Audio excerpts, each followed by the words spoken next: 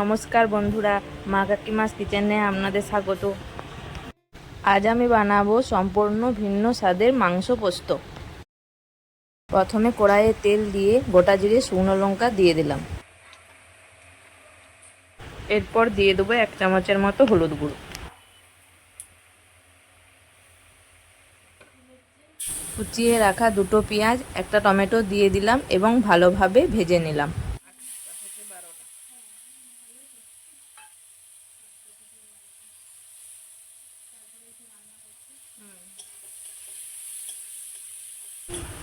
পেঁয়াজ টমেটো ভালোভাবে ভাজা হয়ে যাবার পর স্বাদ মতো নুন, 1/2 চামচ লঙ্কা গুঁড়ো, 1/2 চামচ জিরে গুঁড়ো, 1/2 চামচ ধনে গুঁড়ো, তারপর আদা রসুন বাটা দিয়ে দিলাম।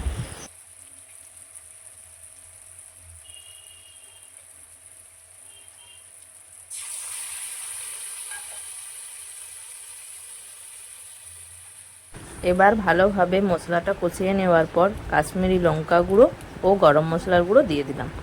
এবার মাংসটা দিয়ে ভালোভাবে কষিয়ে নেব। এখানে আমি 400 গ্রাম মাংস নিয়েছি।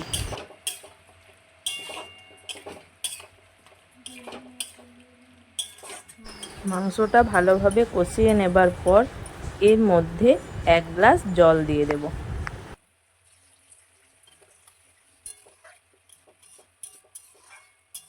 এরপর মাংসটা সিদ্ধ না হওয়া পর্যন্ত ঢাকা দিয়ে রেখে দেব। এরপর ঢাকা খুলে দেখে নেব মাংসটা সিদ্ধ হয়েছে কিনা। তারপর বেটে রাখা পোস্তটা দিয়ে দেব।